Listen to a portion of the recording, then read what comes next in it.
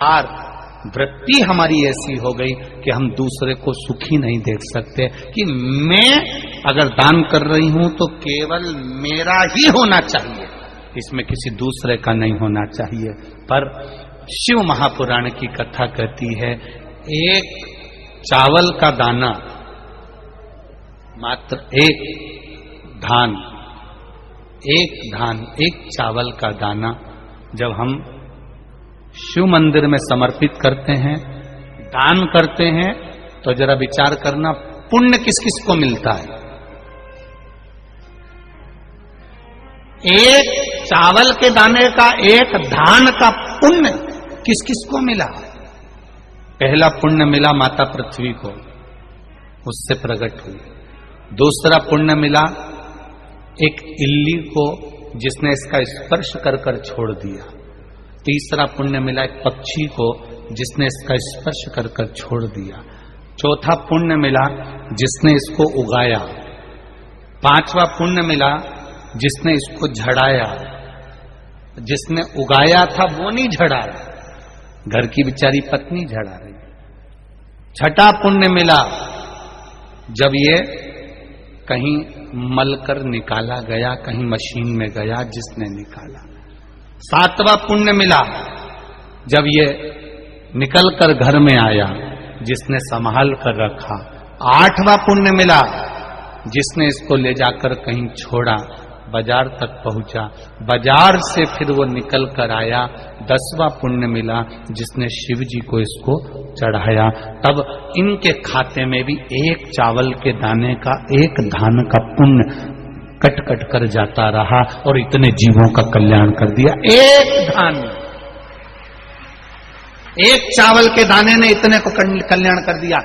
विचार करना, केवल आप अगर भजन कर रहे हो, घर का कोई एक व्यक्ति भजन कर रहा है, घर का एक व्यक्ति अगर दान कर रहा है, घर का एक व्यक्ति अगर जल भी चढ़ा रहा है, घर का एक व्यक्ति भी अगर मंत्र जाप कर रहा है। वैसे तो शिव पुराण कहती है कि घर में 4 लोग हैं तो चारों जल चढ़ाओ, घर में 4 लोग हैं चारों दान करो, घर में 4 लोग हैं चारों भजन करो, घर में 5 लोग हैं 5 भजन करो। घर में जितने सदस्य वो 1 लोटा जल शिव जी को चढ़ाए। शिव पुराण कहती है। पर मान लो किसी कारण से बेटा नहीं गया, बहू नहीं गई, परिवार वाले नहीं गए, कुटुंब वाले नहीं गए, तो शिव महापुराण ने देवराज नाम के ब्राह्मण की कथा का वर्णन किया। देवराज के प्राण छूटे।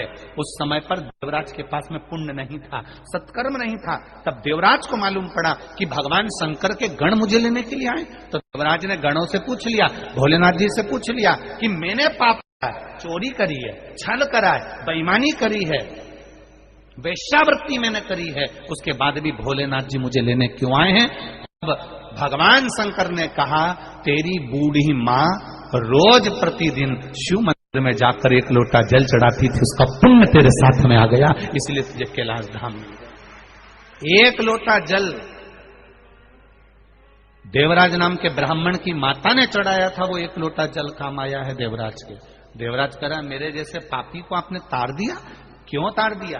मैंने तो छल करा, बेईमानी करी, कपट करा, नारी को गलत दृष्टि से देखा, धन चुरा कर लाया, कितना कितना धन मैंने चुराया, कितना गलत काम करा, उसके बाद भी भोलेनाथ आपने मुझे तार दिया। शिव जी कहते हैं, देवराज तुझे तारने का कारण केवल एक है कि तेरी माता रोज शिव जी के मंदिर जाती है, ठंड लग रही है, गर्मी पड़ रही है, बारिश पड़ रही है, पांव कप कपा रहे हैं, तो भी बूढ़ी माँ, बुजुर्ग माँ शिव मंदिर तक जा रही।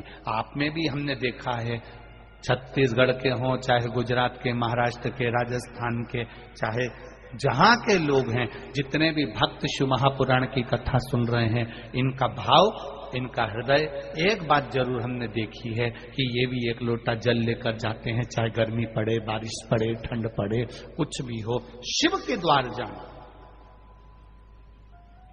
शंकर की चौखट पर जाना। 1 लोटा जल का कितना महत्व है, जरा विचार करिएगा।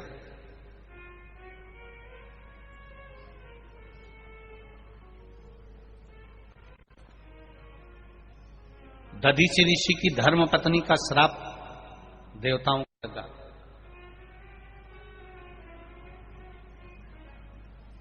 जरा ध्यान देना, कई लोग कहते हैं गुरुजी ये एक लोटा जल तुम कहां से लेकर आए हो?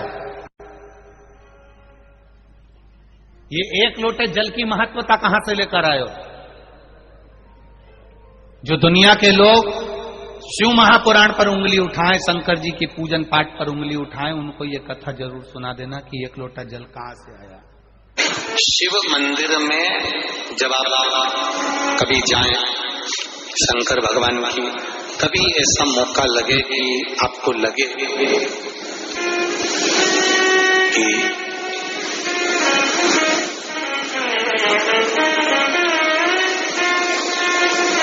कहीं आपका यश कम हो रहा, आप जानते हो कि मुझको ये काम करवाना है और ये काम आगे हो ही नहीं रहा, ये फाइल आगे बढ़ ही नहीं रही,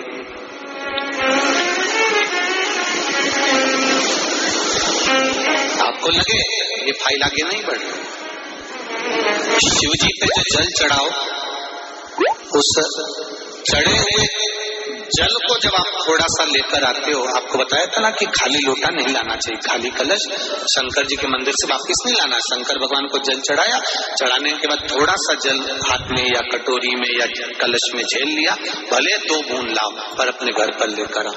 उस 2 बूंद जल का भी स्पर्श कलश के अंदर हाथ की 3 उंगलियां लगाकर अगर त्रिशूल पर टच कर मात्र आपने उस कलश के अंदर लगा दिया, वो जल भी आपने अपने घर पर छोड़ दिया, छीट दिया या उसका आचमन मात्र हो गया, तो व्यक्ति का यश बढ़ना अपने आप प्रारंभ हो जाता है, उसकी यश की प्राप्ति उसको यश की वृद्धि होने लगती, उसको यश की प्राप्ति होने लगती। त्रिशूल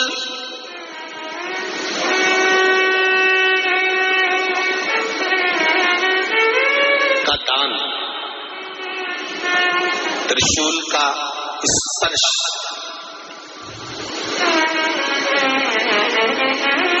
एक बहुत अच्छी बात कहना चाहेंगे, आपके स्मरण में रहना चाहिए, बहुत सुंदर सुंदर। कभी अगर मौका लगे, कभी अगर मौका लगे, और शंकर भगवान का बहुत सुंदर श्रृंगार हो गया, बहुत सुंदर श्रृंगार हो गया, और शिव जी पे माला भी बहुत अच्छी चढ़ी है, बेलपत्र भी अच्छी चढ़ी है, धतूरा भी अच्छा चढ़ा हुआ है, फूल भी अच्छे चढ़े हुए हैं, और आपने देख लिया शिव जी का बहुत अच्छा श्रृंगार हो गया, और तुम्हें कभी मौका लग जाए ऐसा,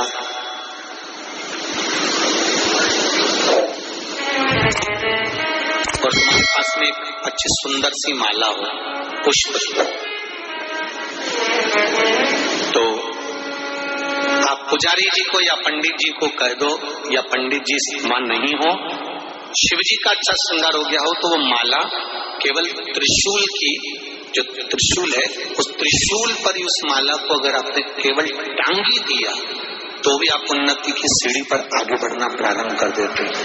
पर किस समय पर, जब भगवान का पूर्ण श्रृंगार हुआ, पूर्ण श्रृंगार शिव जी का हो गया, और माला तुम्हारे हाथ में है, और तुमने देखा भगवान का श्रृंगार हो गया, अब शिव जी पे अगर माला चढ़ाऊंगा श्रृंगार गिर जाएगा, तो उस माला को आप अपने यश प्राप्ति के लिए, अपने आनंद के लिए, अपनी उन्नति के लिए आप उसको त्रिशूल पर चढ़ा सकते हैं।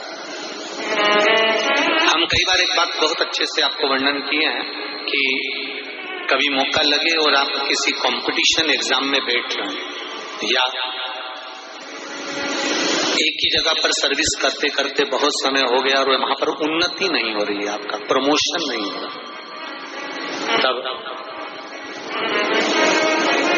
7 बेलपत्र केवल त्रिशूल का, 3 जो त्रिशूल में 3 नोक होती है, पहले साइड की दोनों स्पर्श, फिर बीच का स्पर्श कर कर अपने हृदय की कामना कर कर अशोक सुंदरी वाली जगह पर मात्र चढ़ा देने पर भी व्यक्ति जिस जगह पर नौकरी कर रहा होता है उससे उसका प्रमोशन का चांस बढ़ जाता है और उसकी उन्नति की ओर अग्रणी का।